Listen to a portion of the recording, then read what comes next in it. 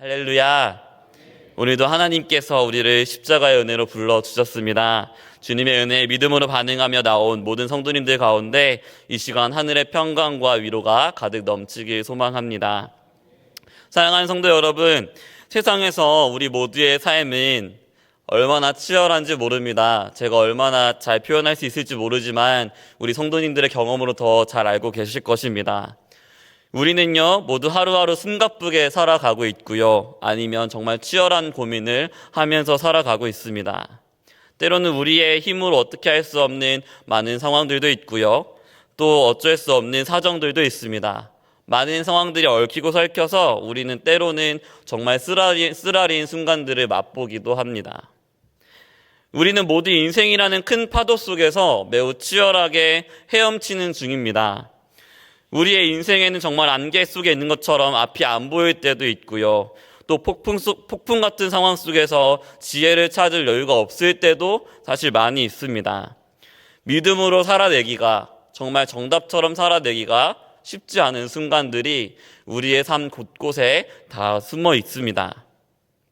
그러나 우리가 오늘 다시 한번 오직 하나님 말씀을 우리 인생의 기준과 우리가 나아가야 할 방향으로 삼고 오직 하나님 말씀에 따라서 믿음으로 살아가게 되기를 정말 소망합니다.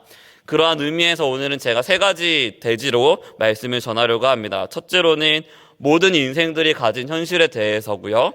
둘째로는 하나님께서 베푸신 한 전쟁에 대해서 제가 소개를 할 거고요. 또 셋째로는 하나님께서 그 전쟁에서 승리하심으로 우리에게 주신 은혜에 대해서 제가 말씀을 전하려고 합니다. 첫 번째로 모든 인생들의 현실에 대해서 제가 한번 잠시 말씀을 가지고 전하겠습니다. 첫째로 모든 인생들이 마주한 현실은 우리가 사실 많이 경험적으로도 알고 있습니다. 우리는 인생 중에 많은 어려움들을 마주하고 있습니다. 소수를 제외하고는요, 많은 사람들이 열심히 일을 하되 그에 대한 열매를 풍성하게 얻지는 못하죠. 평생 수고로의 땀을 흘리며 일을 해야 우린 먹을 것을 먹을 수 있습니다.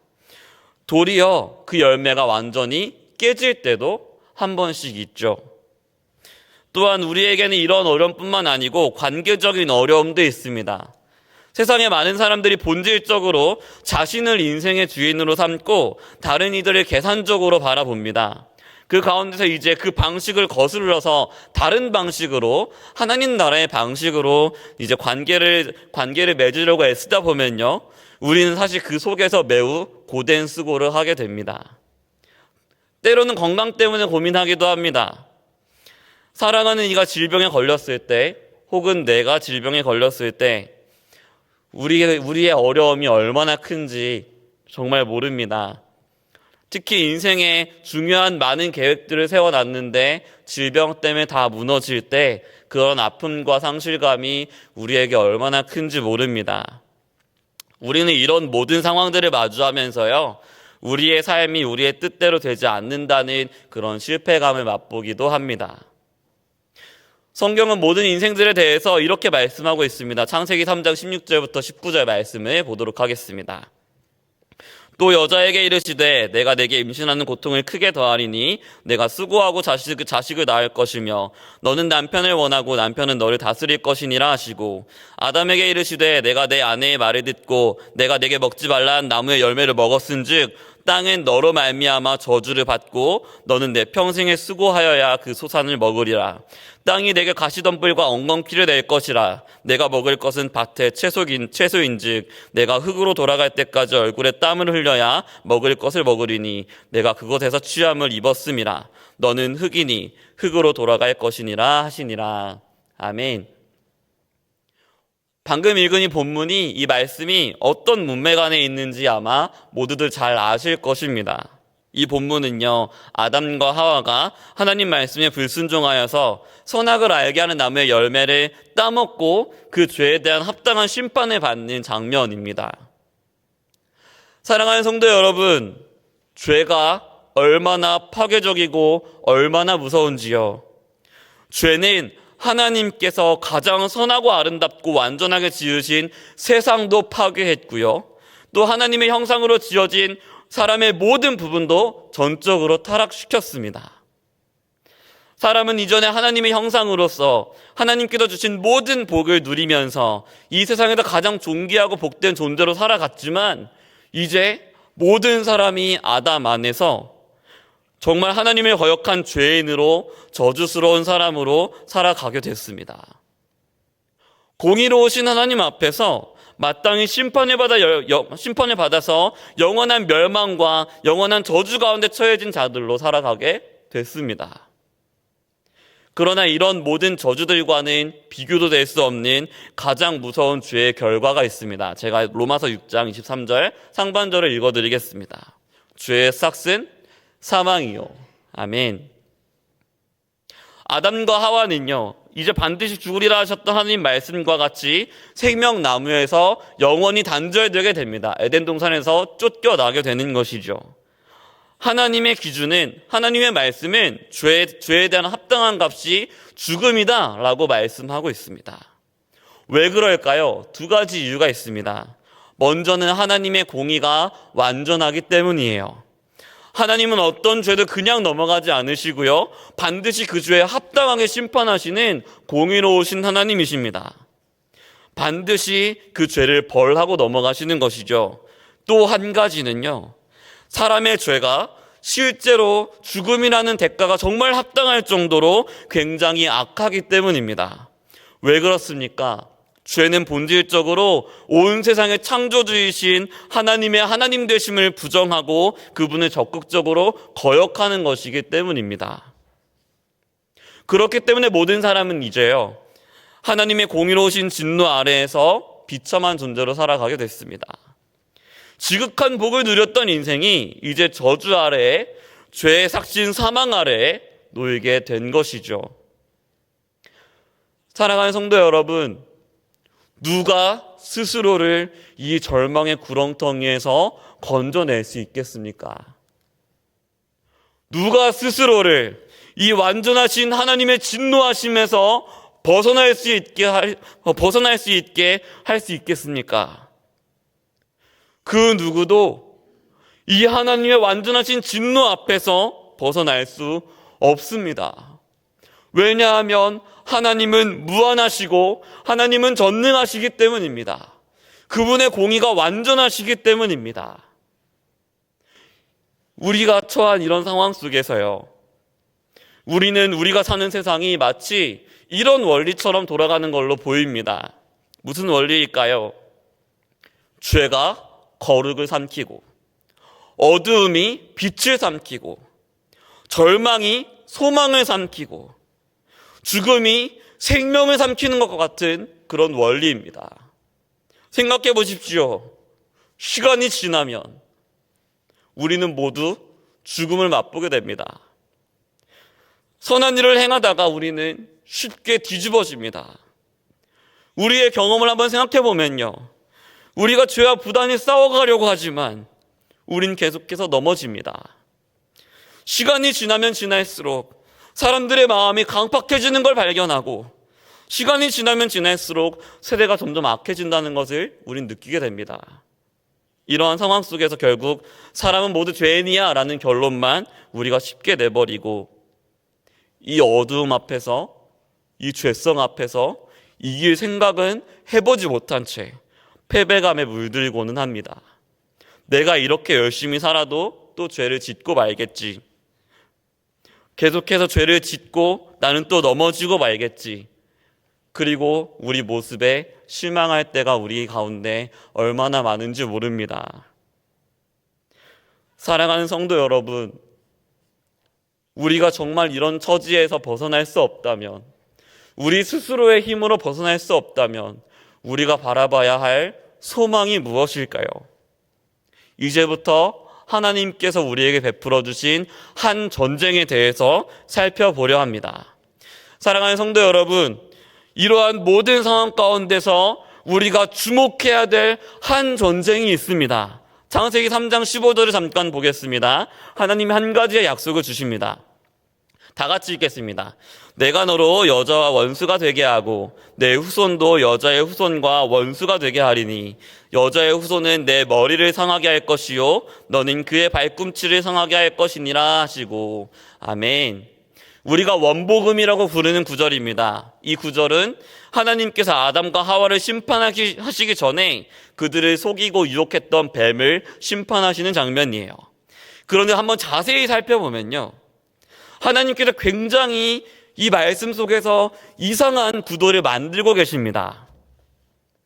상황을 한번 생각해 보면요, 이런 구도가 돼야 맞을 겁니다. 하나님이 한편에 계시고 그 반대편에 하나님의 거역한 남자와 여자와 뱀이 함께 있는 구도가 맞을 것입니다. 그런데요, 오늘 하나님께서 이 말씀을 통해서 굉장히 이상한 구도를 한 가지 만드십니다. 뱀과 여자를 갈라 놓으셨습니다. 그리고 그 후손으로, 여자의 후손으로 여인의 후손을 보내주시는데요, 놀랍게도 이 여인의 후손과 뱀이 전쟁을 시작합니다. 그런데 놀랍게도 하나님께서 말씀하시기를 어떻게 말씀하시냐면요, 뱀은 여자의 후손의 발꿈치만 상하게 하는데 이 여자는 뱀의 머리를 짓밟을 것이라고, 완전한 승리를 얻을 것이라고 말씀하고 계십니다. 사랑하는 성도 여러분, 하나님께서 그 즉시 여자와 남자를 죽여버리셨어도, 완전히 심판해버리셨어도 이상하지 않았을 겁니다. 왜냐하면 여자와 남자가 하나님을 거역했기 때문이에요. 하나님에게서 갈라졌기 때문이에요. 그런데 하나님께서 이 말씀에서 굉장히 이상한 일을 행하시고 계십니다. 여자와 뱀을 갈라 놓으시고요, 여자는 그 즉시 죽이시는 게 아니라 여자에게 후손을 허락해 주십니다. 다시 말하면 생명을 연장받는 걸 허락해 주십니다. 그런데요, 하나님의 은혜는 여기서 끝나지 않았습니다. 여자의 후손으로 오는 그가 뱀의 머리를 완전히 짓밟아서 완전한 승리를 얻게 될 것이고 그 원수를 완전히 되갚을 것이라고 말씀해 주고 계십니다. 이제부터 온 인류가 바라보아야 하는 한 전쟁이 여기에 있습니다. 하나님께서 한 전쟁을 베푸셨어요. 이 이후로 이 전쟁에 대한 약속은 아브라함에게, 모세에게, 다윗에게, 또한 선지자들에게서 계속해서 다시 한번 약속이 되면서 점점 더 발전합니다. 무엇입니까? 그 씨에서 나는 자가, 그 후손으로 나는 자가 대적의 성문을 차지할 것이라고 약속해 주시는 것입니다. 사랑하는 성도 여러분, 이 뱀과의 전쟁은요, 사람의 전쟁이 아닙니다. 우리에게 속한 전쟁이 아닙니다. 이 전쟁은 누가 하시는 거냐면요, 하나님께서 약속하신 메시아 그리스도께서 해주시는 것입니다. 그러면서 오늘 고린도전서 15장을 시작하면서요, 사도 바울은 이 전쟁에 대해서 이렇게 언급하고 있습니다. 1절부터 4절 말씀을 보겠습니다. 다 같이 읽겠습니다. 형제들아, 내가 너희에게 전한 복음을 너희에게 알게 하노니 이는 너희가 받은 것이요 또 그 가운데 선 것이라. 너희가 만일 내가 전한 그 말을 굳게 지키고 헛되이 믿지 아니하였으면 그로 말미암아 구원을 받으리라. 내가 받은 것을 먼저 너희에게 전하였노니 이는 성경대로 그리스도께서 우리 죄를 위하여 죽으시고 장사 지낸 바 되셨다가 성경대로 사흘 만에 다시 살아나사. 아멘. 방금 읽은 구절에서요, 반복되는 구절이 하나 있습니다. 그것은 성경대로라는 표현입니다. 당시의 성경은 신약 성경에 기록되는 중이었기 때문에 구약 성경까지 있었습니다. 본문에 보니까요, 그 성경의 약속대로, 태초부터 약속된, 구약부터 약속된 그 약속대로 오신 분이 계십니다. 누구시냐면요, 우리 주 예수 그리스도세요. 말씀해 보니까 그분은 성경대로 우리의 죄를 위하여 죽으십니다. 하나님의 아들이 약속대로 여인의 후손으로 오셔서 십자가에서 죽으십니다. 그런데요, 굉장히 이상합니다. 그분은 전쟁을 치르신다고 하셨어요. 모든 인류의 원수를 갚아주신다고 하셨어요. 근데 십자가에서 죽으셨습니다. 그분이 십자가에 달려 죽으실 때 그 십자가의 죽음은 마치 우리들이 죽는 것처럼 별 볼 일 없이 죽음에 삼켜지는 것처럼 보였습니다. 사망에 패배한 것처럼 보였습니다. 끝난 것처럼 보였습니다. 그분이 십자가에 달려 돌아가셨을 때 해도 빛을 잃고 어두워져서 온 세상이 어둠으로 가득 찬 것처럼 보였습니다. 그분이 장사 지낸 바 되셨고요. 무덤 속으로 들어가셨습니다. 전쟁을 한다고 하신 분이 완전히 진 것처럼, 더 이상 소망이 없는 것처럼, 끝난 것처럼 보였습니다. 그런데 놀라운 비밀이 오늘 우리가 방금 읽은 본문에 숨어 있습니다. 그분의 죽음을 표현하기를 어떻게 표현하고 있냐면요, 우리 죄를 위한 죽음이라고 표현하고 계십니다.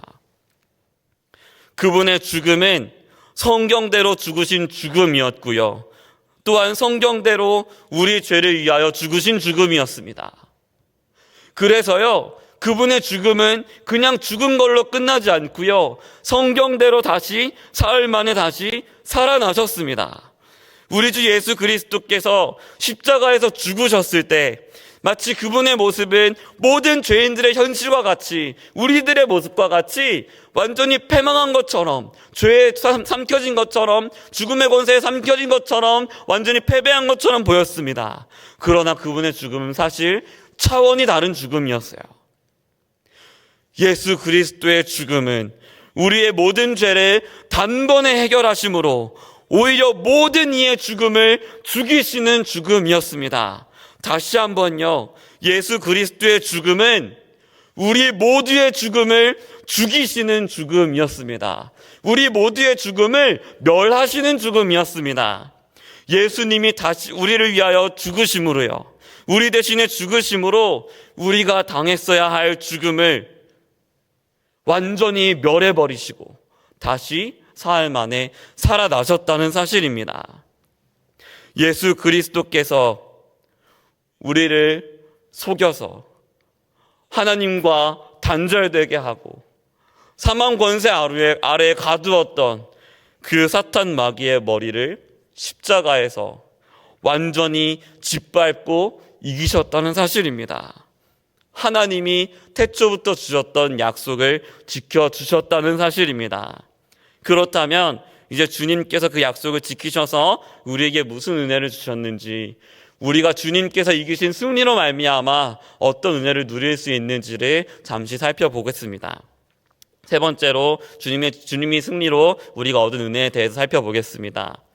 주님이 죽음을 짓밟고 이기심으로요, 잠자는 자들의 첫 열매가 되셨습니다. 주님이 부활하신 것처럼 우리의 부활도 시작되었습니다.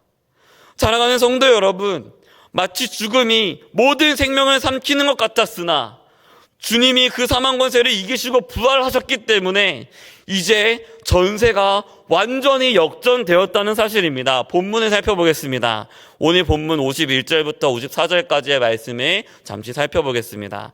다 같이 읽겠습니다. 보라, 내가 너희에게 비밀을 말하노니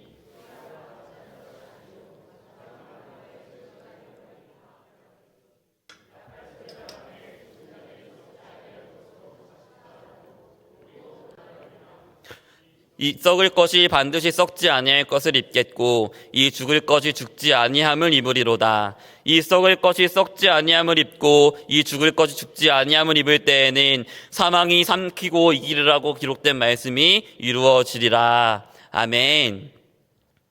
사랑하는 성도 여러분, 우리가 매 예배 때마다 함께 예배를 시작하면서 믿음을 고백하는 사도신경이 있지요. 사도신경에서 마지막에 이런 내용이 있는 것을 우리는 알고 있습니다. 몸이 다시 사는 것과 영원히 사는 것을 믿사옵나이다. 사랑하는 성도 여러분, 우리의 인생이 죽음으로 끝나는 게 아닙니다. 죽고 나서 하나님 나라가 완성됐을 때 우리의 영혼만 살아나는 것이 아닙니다. 무엇이 살아나냐면요, 우리의 몸이 살아납니다. 오늘 본문 말씀에서는 주님 다시 오시는 그날 마지막 나팔이 울려 퍼질 때 모든 것이 순식간에 홀연히 다 변화될 것이라고 말씀하고 있습니다. 그 홀연히 변화될 때 무슨 일이 일어날까요? 이제 썩어지고 없어질 이 몸, 아픈 몸, 불완전한 몸, 죽는 몸이 아니고요. 썩지 않은 몸, 완전한 몸, 죽지 않는 몸, 죄가 없는 몸, 신령한 몸, 영광스러운 몸으로 우리의 몸이 호련히 변화될 것이라고 하나님께서는 말씀하고 계십니다. 이미 무덤 속에 있는 자들은 영원한 생명이 있는 몸으로 다시 살아날 것이라고 말씀하고 있고요. 그때 아직 살아있는 자들은 죽음을 경험하지 않고 영원히 죽지 않는 몸으로 이제 다시는 죽지 않는, 아프지 않는, 상하지 않는 완전한 몸으로 호련히 변화될 것이라고 약속하고 계십니다. 그런데 그날에 하나님께서 그 모든 일을 이루어주시면서 예수 그리스도께서 다시 오셔서 그 일을 이루어주시면서 우리에게 이루어주실 약속이 하나 있습니다. 54절 말씀을 보니까요. 주님 다시 오셔서 우리 모두에게 영원한 생명을 허락해 주시고 완전한 몸을 허락해 주실 그 날에는 하나님께서 이전에 약속하신 승리, 사망을 삼키고 이기리라는 그 약속이 성취될 것이라고 말씀하고 있습니다. 이 약속은요, 사도 바울이 이사야서 25장 8절에 기록된 말씀을 인용한 것입니다. 이사야서 25장 8절 말씀을 다 같이 읽도록 하겠습니다. 사망을 영원히 멸하실 것이라. 주 여호와께서 모든 얼굴에서 눈물을 씻기시며 자기 백성의 수치를 온 천하에서 제하시리라. 여호와께서 이같이 말씀하셨느니라. 아멘. 사랑하는 성도 여러분, 이미 사망 권세를 이기신 우리 주님이 우리에게 주신 약속을 바라보기 원합니다. 주님 다시 오시는 그날에 주님은 지금도 우리에게 가장 큰 아픔과 공포와 무력감을 주는 그 사망을요, 영원한 멸망 가운데로 던져버리실 겁니다. 그날에는 부활로 말미암아 생명이 사망을 삼키고 말 것입니다. 지금 우리 눈에 보기엔 사망이 생명을 삼키고 모든 것을 멸하는 것처럼 보여도요, 그날에는 그리스도께서 승리를 이미 이기신 그리스도께서 사망을 영원한 멸망 가운데로 던져버리실 겁니다. 그날에 우리에게 주실 몸은요, 지금처럼 아픈 몸도 아니고 죄의 권세 아래에 종된 몸도 아니고 가장 영광스러운 몸으로, 가장 선한 몸으로, 어떠한 죄도 없이 더 이상 아픔도 없고 슬픔도 없고 수치도 없는 몸으로 호련히 변화될 것입니다. 우리가 지금 겪고 있는 모든 수치, 모든 어려움, 우리의 슬픔과 눈물, 그날에 우리 주 여호와께서, 우리 주 예수 그리스도께서 완전히 닦아주실 것입니다. 우리 주님의 약속입니다. 그러므로 우리는 주님이 주실 이 확실한 승리를 바라보면서요, 55절의 말씀과 같이 오늘도 마치 죽음이 모든 것을 삼키는 것처럼 보이는, 어두움이 모든 것을 삼키는 것처럼 보이는 오늘 우리가 이렇게 고백할 수 있습니다. 55절 말씀을 다 같이 읽도록 하겠습니다. 사망아, 너의 승리가 어디 있느냐? 사망아, 내가 쏘는 것이 어디 있느냐? 사랑하는 성도 여러분, 예수 그리스도 안에 있는 우리에게 사망은요, 더 이상 우리를 건드릴 수도 없고 우리를 이길 수도 없고 우리에게 해를 가할 수도 없습니다. 왜 그렇습니까? 우리가 어디 안에 있기 때문입니까? 이미 사망 권세를 이기신 예수님 안에 우리가 지금 있기 때문입니다. 하나님께서 우리 주 예수 그리스도로 말미암아 우리에게 승리를 주셨다는 말씀이에요. 그렇기 때문에 우리의 끝은 사망이 아닙니다. 우리의 끝은 영원한 멸망이 아닙니다. 우리의 끝은 영원한 주님 나라에서 주님과 함께 영원히 즐거이 안식하는 것이 될 것입니다. 우리가 지금 기도하는 것, 하나님께서 그때 해결해 주실 것입니다.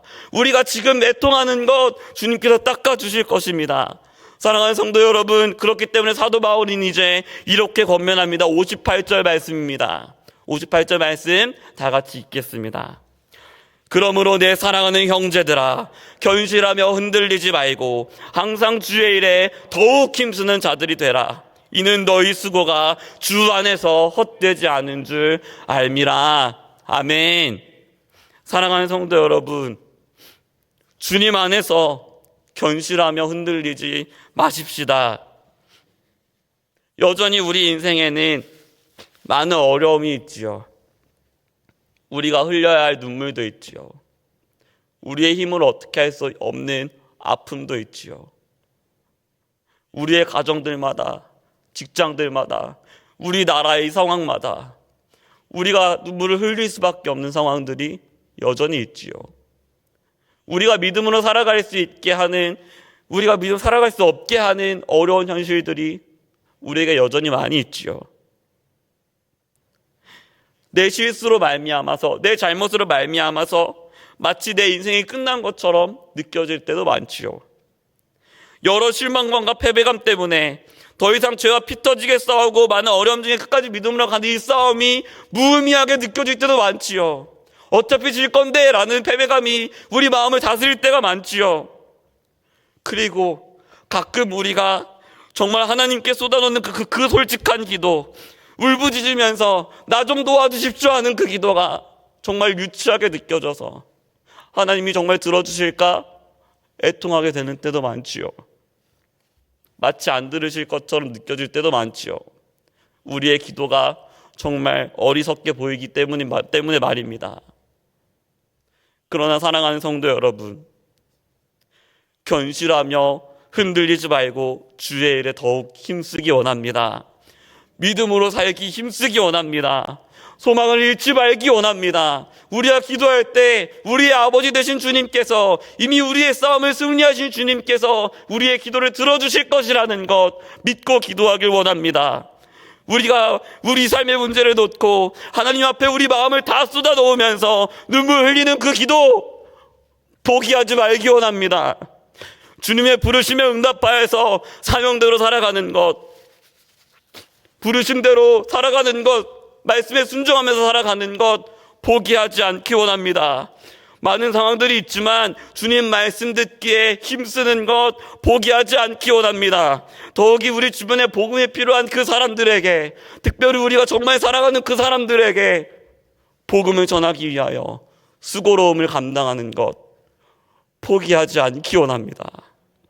왜냐하면요, 그러한 우리의 모든 수고가 주님 안에서 조금도 헛되지 않기 때문입니다. 주님 다시 오시는 그날에 우리 인생의 모든 문제를 다 아시는 하나님께서 친히 다 갚아주실 것입니다. 임마누엘 하나님께서 그날까지 변치 않고 우리와 함께 하시고 우리를 인도하고 계십니다. 그 주님을 믿음으로 바라볼 때 하나님은 반드시 우리에게 승리를 허락해 주실 겁니다. 말씀을 마치려 합니다. 사랑하는 성도 여러분, 우리의 상황은 좋을 때도 있고 좋지 않을 때도 있습니다. 그러나 분명한 것 한 가지는요, 이미 우리의 인생의 문제를 승리하신 예수 그리스도로 말미암아 우린 어떤 상황에서도 예수 그리스도 안에서 참 평안을 누릴 수 있습니다. 요즘 담임 목사님께서도 설교 중에 많이 인용하시는 시편이 하나 있습니다. 제가 그 말씀을 마지막으로 읽고 말씀을 마치려고 하는데요, 우리가 어떤 상황에 있던지 우리에게 승리를 주시는 그 아름다우시고 위대하신 우리 주 예수 그리스도를 믿음으로 바라보길 주님 이름으로 축원합니다. 시편 23편을 제가 잠시 읽어드리겠습니다. 여호와는 나의 목자시니 내게 부족함이 없으리로다. 그가 나를 푸른 풀밭에 누이시며 쉴만한 물가로 인도하시는도다. 내 영혼을 소생시키시고 자기 이름을 위하여 의의 길로 인도하시는도다. 내가 사망의 음침한 골짜기로 다닐지라도 해를 두려워하지 않을 것은 주께서 나와 함께 하심이라. 주의 지팡이와 막대기가 나를 안위하시나이다. 주께서 내 원수의 목전에서 내게 상을 차려주시고 기름을 내 머리에 부으셨으니 내 잔이 넘치나이다. 내 평생에 선하심과 인자하심이 반드시 나를 따르리니 내가 여호와의 집에 영원히 살리로다. 아멘.